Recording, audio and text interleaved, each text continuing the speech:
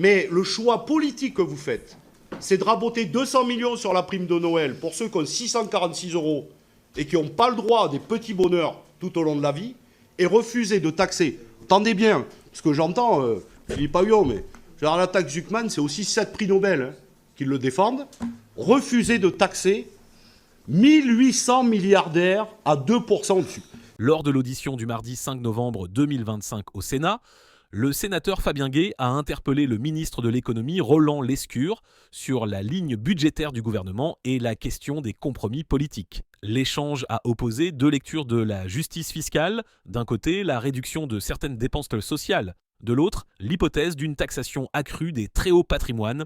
Le ministre a défendu des ajustements de responsabilité au nom de la stabilité et de la protection de l'outil productif, tout en promettant de vérifier des points techniques sur la décarbonation d'ArcelorMittal. Voici l'extrait en question. Vous appelez à la responsabilité, à trouver un compromis avec les gens raisonnables qui voudraient bien se mettre autour d'une table. Mais dans le récit que vous déployez, vous avez oublié une seule chose. C'est qu'il y a un an, vous avez perdu les élections.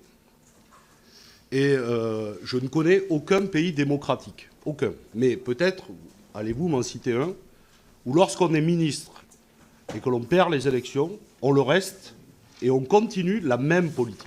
Et je suis assez sérieux lorsque je dis ça. Parce que moi, je suis prêt à ce qu'on trouve et dégage un compromis. Mais je suis bien obligé de regarder ce qui se vote et ce que vous soutenez. Par exemple, j'ai entendu M. Jean-Pierre Farandou expliquer qu'on allait diviser par deux l'enveloppe de la prime de Noël avec quelque chose qui apparaîtrait de bon ton, c'est de dire les gens qui n'ont pas d'enfants à charge, on leur supprime la prime de Noël. Au RSA, 646 € par mois. La prime de Noël, c'est 150 €.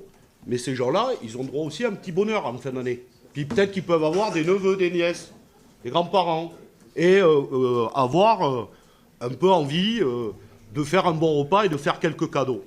Et de l'autre côté, et je suis assez sérieux, un refus, non pas, j'entends, taxer les entreprises, mettre à bas l'économie, taxer 1800 milliardaires. C'est-à-dire, on peut être en désaccord, mais le choix politique que vous faites, c'est de raboter 200 millions sur la prime de Noël pour ceux qui ont 646 € et qui n'ont pas le droit à des petits bonheurs tout au long de la vie, et refuser de taxer. Attendez bien, parce que j'entends, Philippe Ayot, mais genre la taxe Zuckman, c'est aussi 7 prix Nobel qui le défendent. Refuser de taxer 1800 milliardaires à 2% dessus. Donc, je vous le dis tranquillement, quel compromis? Où va-t-on? Et puis la deuxième question, très vite. Hier, j'étais à un meeting de soutien avec ArcelorMittal. J'entends, pas nationalisation, vous l'avez dit au Sénat avec notre groupe et l'ensemble de le groupe de gauche. Ça va revenir le 27 novembre dans une niche de la France Insoumise. Sauf que Arcelor, on les connaît. Hein. Il y a eu Gandrange, avec les trahisons qui va aller avec. On a eu Florange. Et là, juste une question. Pour décarboner les deux hauts fourneaux, il faut construire, c'est simple, une ligne à haute tension entre Gravelines et, évidemment, les deux hauts fourneaux. J'étais avec les salariés de la centrale de Gravelines hier, camarades de la CGT. C'est eux qui le font, hein, parce que c'est eux qui le font. C'est en arrêt. Il n'y aura pas la ligne à haute tension. Donc, la question est, le pouvoir politique, il ne peut pas fermer les yeux sur ça. Mittal ne veut pas décarboner, il ne le fera pas. Et on le connaît. Donc, est-ce que nous laissons à l'horizon 2030 Mittal fermer encore 3 hauts fourneaux, ou est-ce qu'on prend une autre solution? Vous ne voulez pas la nationalisation, mais quel chemin? Parce que si on laisse faire, et si vous le savez très bien, si dans les 6 prochains mois, on ne commence pas à mettre de l'argent sur la table pour décarboner les deux hauts fourneaux, ça ne sera jamais prêt en 2030. Vous voyez? Ça, c'est une question basique. Et quand on parle avec les salariés, eux, ils ne nous racontent pas la lune, ils nous disent les faits. Et pour l'instant, les faits, c'est que dans 6 mois, il n'y aura jamais la décarbonation. Merci Fabien. Monsieur le sénateur Fabien Gay, nous n'avons pas gagné les élections. Moi, j'ai gagné la mienne quand même. Hein. J'ai été élu 3 fois de suite. Et je peux vous dire, vu les résultats des élections européennes, ce n'était pas gagné. Et moi, j'ai été réélu en disant exactement à mes électeurs ce que je vous ai dit dans l'introduction. On va devoir travailler avec toutes celles et ceux qui souhaitent que la France avance. Et je considère que vous faites partie de cela, monsieur le sénateur Gay. Donc il n'y a pas d'idéologie dans ma réponse. Mais vous n'avez pas gagné non plus. En fait, quand on regarde, je vous laisse vos jugements d'alors. Non, mais Troisième, ça dépend comment vous mesurez. Enfin, je ne suis pas sûr qu'aujourd'hui, ce qu'on appelait à l'époque le NFP soit un flanc bien monté, quoi. Ça ressemble plutôt à une pièce démontée, quand même, ces temps-ci. Mais je ne veux pas rentrer là-dedans, moi. Je ne veux pas rentrer là-dedans. Aujourd'hui, dans tous les groupes parlementaires, sauf la France Insoumise et sauf le Rassemblement National, il y a des députés qui ont décidé de ne pas voter la censure. Et je sais bien que le député communiste qui n'a pas voté la censure, il n'est pas d'accord avec moi sur grand-chose. Les députés écologistes qui ont décidé de ne pas voter la censure, ils ne sont pas d'accord avec moi sur grand-chose. Et qu'ailleurs non plus, chez les socialistes, voire même dans la droite républicaine, voire même en notre sein, il y a des désaccords profonds. Mais vous ne pouvez pas dire que vous n'avez rien obtenu et qu'il n'y a pas eu de compromis. La suspension de la réforme des retraites, est-ce que ça m'a fait plaisir? Je peux vous dire non. Et le Premier ministre l'a fait. Est-ce que je suis content qu'il l'ait fait? Je peux vous le dire oui. Parce que c'est le prix de la stabilité politique.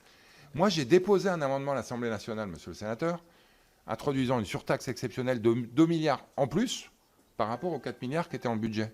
Je ne l'ai pas fait de gaieté de cœur. Mais je l'ai fait parce que j'étais convaincu que si on souhaitait avancer sur des dépenses qui avaient déjà été votées et d'autres qui risquaient de l'être, l'année blanche, sur les retraités, sur les minima sociaux, si vous voulez la rétablir, allez-y. Je pense qu'on aura du mal. Il fallait en face qu'on mette des recettes. Donc, non, moi, des compromis, j'ai l'impression d'en avoir fait pas mal. Et des victoires, il y en a un certain nombre qu'on a eu ces derniers jours. Est-ce qu'ils les revendiquent suffisamment? J'en sais rien. Ça, c'est à eux de voir.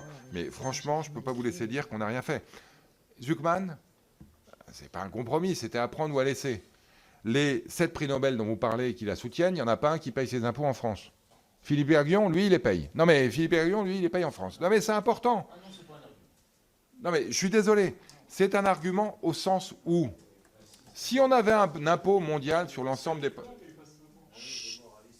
On vérifiera, enfin non, on vérifiera pas parce qu'il y a un secret fiscal, mais en tout cas, elle enseigne aux États-Unis. Elle enseigne aux États-Unis. Mais je veux citer personne. Le sujet n'est pas là. Un impôt sur les grandes fortunes, les ultra-riches, quelle que soit la manière dont vous l'appelez, s'il touche l'outil de production ira ailleurs. Les usines partiront peut-être pas. Mais si vous demandez, on a beaucoup parlé de Mistral et tout, mais moi je parle d'une entreprise de taille intermédiaire dans les territoires, qui fait de l'agroalimentaire, qui est détenue par une famille de génération en génération, qui sans doute gagne bien sa vie, quelques centaines de millions d'euros par an, peut-être même 1 ou 2 millions. Si vous leur dites de payer, mais si, parce qu'ils ont du capital, ces gens-là. Ils détiennent une entreprise, et j'allais dire tant mieux pour eux, leur fortune va sans doute au-delà des 300 millions d'euros de capital proposé par Gabriel Zucman comme un imam. Ça veut dire quoi?